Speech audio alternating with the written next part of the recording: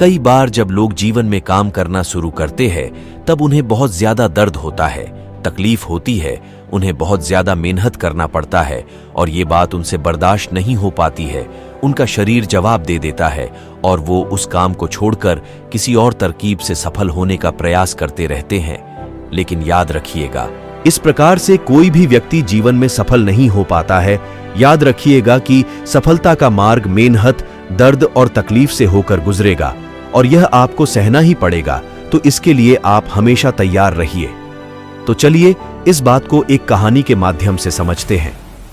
एक बार एक मूर्तिकार अपनी छीनी और हथौड़ी से एक पत्थर को भगवान की मूर्ति का आकार देने का प्रयास कर रहा था। जैसे ही वह छीनी पर अपना हथौड़ा चलाता, वह पत्थर चिल्लाने लगता और कहने लगता कि ये क्या कर रहे हो, मुझे इतना मार क्यों रहे हो, मुझे बहुत दुख हो रहा है, तकलीफ हो रही है, पीड़ा हो रही है, मुझे अपने हाल पर छोड़ डाल दो और यहां से चले जाओ।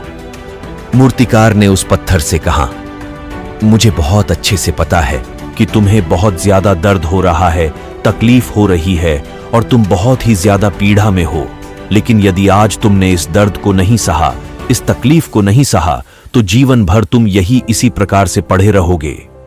मुझे पता है कि तुम में आगे बढ़ने की अपार संभावना है, तुम एक बहुत अच्छे पत्थर हो, लेकिन यदि तुम इसी प्रकार से रहोगे तो कभी भी आगे नहीं बढ़ पाओगे। इतना कहकर मूर्तिकार औजार उठाए ही थे कि पत्थर फिर से चिल्लाने लगा, गिड़गड़ाने लगा, विनती करने लगा कि मुझे अपने हाल पर छोड़ डच दो। मुझे पता है कि जीवन के लिए कौन सी चीज सही है और कौन सी चीज गलत है। मुझे बहुत ज्यादा दर्द हो रहा है, अब मैं इस तकलीफ को बहुत ज्यादा नहीं सह सकता। मैं जिस हाल में हूं उस हाल में छोड़कर मुझे तुम यहां से चले जाओ।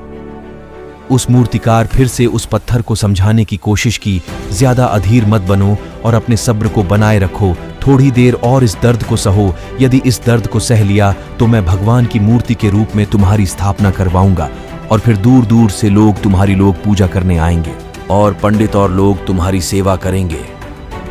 लेकिन पत्थर ने उस मूर्तिकार की एक भी बात नहीं मानी। वह चिल्लाता रहा और अपनी बात पर अड़ा रहा। मूर्तिकार में उस पत्थर को समझाने की बहुत कोशिश की, लेकिन वो पत्थर माना। अब मूर्तिकार भी थक चुका था और वह उस पत्थर को छोड़कर आगे बढ़ गया और थोड़ी ही दूर जाकर देखा कि एक और बहुत ही अच्छा पत्थर वह पड़ा हुआ है। उसने छीनी और हथौड़ी उठाई और उस पत्थर को मूर्ति बनाने के लिए वो तैयार हो गया। मूर्तिकार ने छीनी और हथौड़ी का वार दूसरे पत्थर पर जारी रखा। दूसरे पत्थर को भी दर्द हुआ, तकलीफ उससे भी हुई, लेकिन उस पत्थर ने बर्दाश्त कर लिया और देखते ही देखते थोड़ी समय के बाद उस पत्थर ने भगवान की मूर्ति का रूप धारण कर लिया। थोड़ी दिन बाद उस मूर्ति की एक मंदिर में स्थापना हो गई। धीरे धीरे करके लोग वह पूजा पाठ करने आने लगे।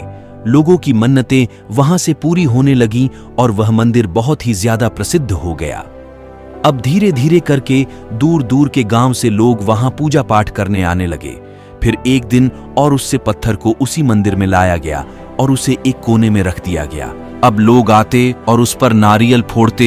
ये कोई और पत्थर नहीं बल्कि भी पत्थर था जिसने दर्द को नहीं सहा था।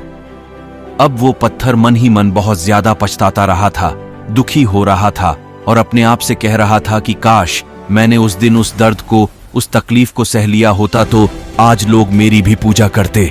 इसलिए आप भी अपने जीवन में हमेशा याद रखिएगा कि जब भी आप अपने करियर की शुरुआत में किसी काम को कर रहे हो, पढ़ाई कर रहे हो या कोई भी काम कर रहे हो और उसमें आपको दर्द हो रहा है, तकलीफ हो रही है, ज्यादा मेहनत करना पड़ रहा है, तो आप रुकिएगा मत, किसी और रास्ते की शुरुआत मत करिएगा, क्योंकि कोई और रास्ता आपको सफलता नहीं दे सकता है। आपको उस दर्द को, उस तकलीफ को सहना ही होगा और उस दर्द को, उस तकलीफ को सहकर आप ज्यादा मजबूत बनेंगे और तभी आप अपने जीवन में आगे बढ़ पाएंगे। और जीवन में हमेशा याद रखिएगा कि आपको पहले पत्थर की तरह नहीं बल्कि दूसरे पत्थर की तरह बनना है।